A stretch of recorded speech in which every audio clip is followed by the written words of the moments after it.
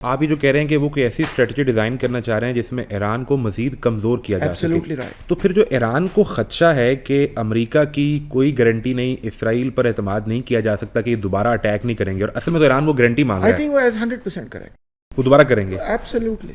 کیونکہ دیکھیں اس بات کو سمجھنے کی ضرورت ہے کہ اکتوبر 7 سے حماس نے اسرائیل پر حملہ کیا ابراہیم اکارڈز کو توڑنے کے لیے. اس وقت سے اس کے بعد سے اسرائیل نے ایک باقاعدہ منصوبہ بنایا ہوا ہے کہ نہ صرف ہم ویسٹ بینک غزہ کے اندر تمام ریزسٹنس کو بالکل ختم کر دیں گے، چاہے اس کے لیے ہمیں پوری پاپولیشن ہی تباہ و برباد کیوں نہ کرنی پڑے. انہوں نے جینوسائیڈ آلریڈی کمٹ کیا ہے، مگر اس کے ساتھ ساتھ یہ کہ ریجن کے اندر جتنی حکومتیں ہیں جو کہ ہمیں کسی حوالے سے ریزسٹنس پہلے دیتی آئی ہیں یا آج دے سکتی ہیں، ان سب کو ہم نے اڑا کے رکھ دینا ہے. وہاں پہ ہم نے رجیم چینج انٹروڈیوس کرانا ہے. اب آپ دیکھیں لیبیا اور شام اور یمن کے اندر وہ یہی سب کچھ کر رہے ہیں. شام کے اندر گورنمنٹ گرانے میں اسرائیل کا کلیدی کردار ہے. سب کے سامنے نیتن یاہو نے خود آ کے انٹرویو ریکارڈ کر کے کہا کہ یہ سب کچھ ہم نے کیا ہے. لیبیا کے اندر بھی یہی معاملہ ہے، کیونکہ آپ کو پتہ ہے لیبین رجیم بھی ایک زمانے میں بڑی اینٹی زائنسٹ پوزیشن لیتی تھی. لیبنان کے اندر بھی وہ چاہتے ہیں کہ حزب اللہ کو ٹوٹلی ہم نیوٹرلائز کر دیں، تو they have made a plan کہ ہم ساؤتھ لیبنان کو انویڈ کر کے تو لٹانی ریور تک اس کو آکیوپائی کریں. یہ کو پہلی دفعہ تو نہیں، یہ 6th وار ہے ان کی لیبنان پر. اور آپ جانتے ہوں گے کہ 78 سے 82 تک انہوں نے ساؤتھ لیبنان کو، اور پھر 82 سے مزید انہوں نے آگے 2000 تک تقریباً پارٹس آف لیبنان کو آکیوپائی کر کے رکھا ہے. So they can do that again. تو اس لیے مجھے لگ رہا ہے کہ this is a long term thinking جو اسرائیل نے پلاننگ کی ہوئی ہے کہ ایران کو اب ہم نے اس وقت گرا کے سانس لینا ہے. تو یہ پلاننگ اسرائیل کی ہے؟ یہ پلاننگ اسرائیل کی ہے، اور امریکہ بھی اس میں اس حوالے سے شامل ہے، کیونکہ امریکہ کی یہ سوچ ہے کہ ہم نے امریکہ کا جو بڑی اسرائیل جو ہے نا ریجن کے حوالے سے سوچتا ہے، اور امریکہ جو ہے نا وہ گلوبل پالیٹکس کے حوالے سے سوچتا ہے.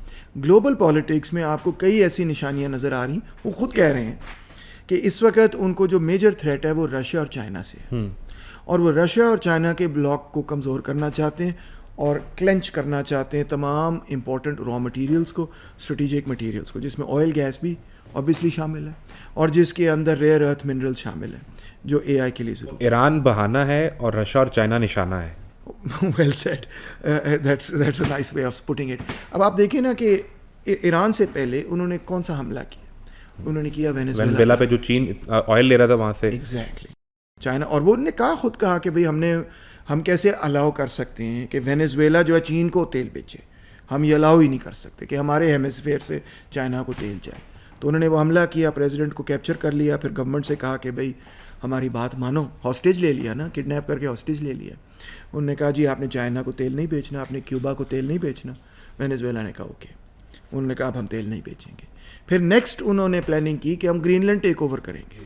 مجھے یہ بتائیں کہ اب میں خاص طور پہ آپ سے اس لیے سمجھنا چاہتا ہوں کہ مجھے پتہ ہے کہ آپ نے بڑا ایکسٹینسولی ایران کا دورہ کیا ہے، اور آپ نے وہاں کی سیاست کو، کلچر کو، وہاں کے گورنمنٹ سٹائل کو صرف میرا خیال ہے پڑھا نہیں، آپ نے تو فزیکلی دیکھا بھی ہے، اس کو آبزرو کیا ہے. اب میں سمجھنا اس لیے چاہتا ہوں کہ ویسٹرن میڈیا کو میں جب پڑھتا ہوں تو وہ یہ بتا رہے ہیں کہ ایران میں اس وقت ڈیسیژن پاور نہیں ہے کسی کے پاس.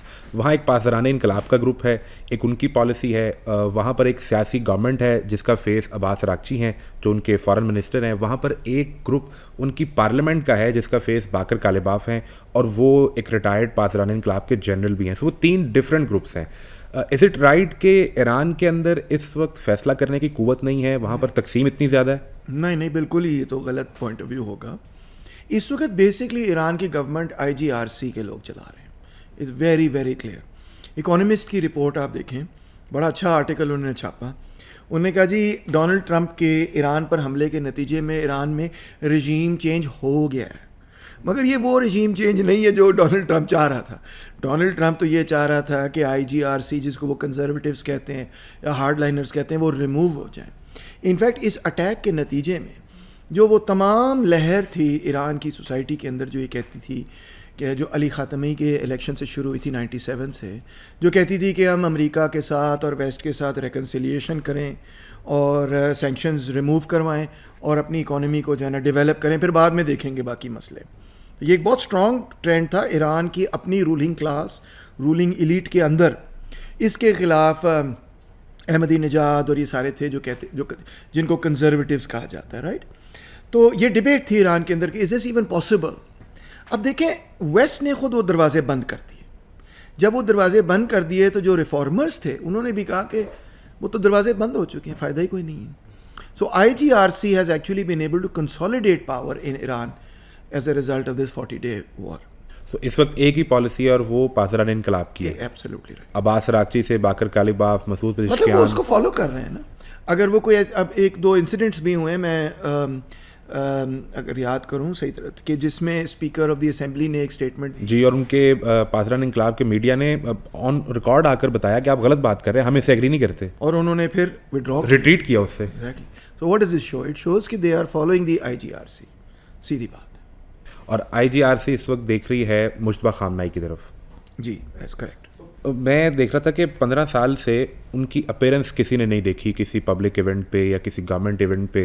لوگ یہ کہتے ہیں کہ شاید ان کی آواز بھی کسی نے نہیں سنی، اور ابھی ایک کوئی آڈیو پیغام ان کا کچھ ہفتے پہلے سامنے آیا تھا. جب آپ ایران میں تھے تو آپ نے کہیں پہ ان کا ذکر سنا یا ان کی پرسنالٹی کے بارے میں سنا، وہ کیسے ہیں؟ نہیں، میں نے اس وقت کوئی ان کی پرسنالٹی کے بارے میں نہ سنا، نہ ان کا کوئی ذکر سنا. میں بہت سارے لوگوں سے ملا وہاں پر، ان کے پارلیمنٹیرین سے ملا، پولیٹیشین سے بھی ملا، تھنک ٹینک سے ملا، فلاسفر سے ملا، بہت سارے مختلف لوگوں سے ملا جی. اور بہت اچھی ملاقاتیں میری رہیں. اور I come back with very good feelings about all the people I meat.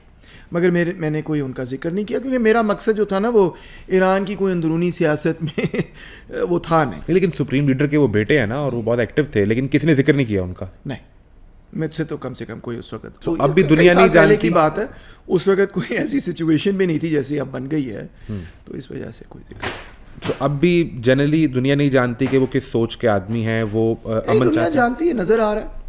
کہتے ہیں نا کہ آپ نے کسی انسان کو اگر جج کرنا ہے تو اس کی ٹویٹس کو نہ دیکھیں، یعنی کہ اس کے الفاظ کو نہ دیکھیں، اس کے ایکشنز کو دیکھیں.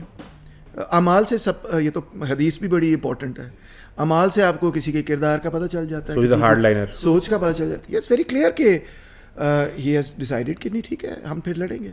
It's very clear. یہ کوئی کنفیوزنگ بات تو ہے ہی نہیں. ادروائز ایران رجسٹ کر ہی نہ رہا ہوتا اس وقت، کسی نہ کسی حوالے سے کمپرومائز کر کے کہہ دیا ہوتا ٹھیک ہے یار یہ نیوکلیئر جو ہمارے پاس چیزیں پڑی ہیں، یورینیم پڑا، یہ دے دو، مان جاؤ، اسٹیٹس آف ہارموز بھی کھول دو، بس ساری چیزیں مان جاؤ. تو اگر بہت سے لوگ ابھی بھی سوال کرتے ہیں کہ ایران کے پاس یہ شاید آخری موقع ہے کہ وہ یہ ڈیل کرے کہ نیوکلیئر کو چھوڑیں، یعنی نیوکلیئر ڈیل اس طرح سے کہ امریکہ کے حوالے یورینیم بھی کریں اور 20 سال کا معاہدہ بھی کر لیں کہ ہم دوبارہ سے یورینیم کو ایکٹیو نہیں کریں گے، اور اس کے بدلے میں جو ان سے معاشی پابندیاں اٹھائی جائیں گی اس سے اپنی معیشت کو بلڈ کریں، دنیا میں تیل بیچیں، اپنی معیشت کو کھڑا کر کے اکانومی کی پاور بن جائیں. تو آپ کا خیال ہے کہ ایران کو ایسا کرنا چاہیے؟ دیکھیں جی، امریکہ کی جو یہ ڈیمانڈ ہے نا، یہ اللیگل ڈیمانڈ ہے. اس بات کو سمجھنے کی ضرورت ہے کہ امریکہ کے پاس کوئی اخلاقی جواز نہیں ہے ٹو میک دس ڈیمانڈ، جو اصل بات ہے. ٹھیک ہے نا. نمبر ایک تو ہمیں کلیئر بات ہے کہ اگر آپ نے نیوکلیئر ہتھیار کا مسئلہ ہے آپ کو کہ دوسرے ملکوں میں نہیں ہونے چاہیے، تو پڑوس میں اسرائیل کے پاس 90 نیوکلیئر ہتھیار پڑے ہیں. ٹھیک ہے، ہمارے پاس بھی نیوکلیئر ہتھیار پڑے ہیں. اگر دوسرا معاملہ یہ ہے کہ ایران کے پاس کوئی نیوکلیئر ہتھیار ہیں ہی نہیں. ایران کے پاس جو یورینیم پڑا ہے وہ ویپنز گریڈ یورینیم نہیں ہے. یہ وہ بار بار کہہ چکے ہیں، IAEA نے بھی کنفرم کیا ہے کہ ایران کے پاس ویپنز گریڈ یورینیم نہیں ہے.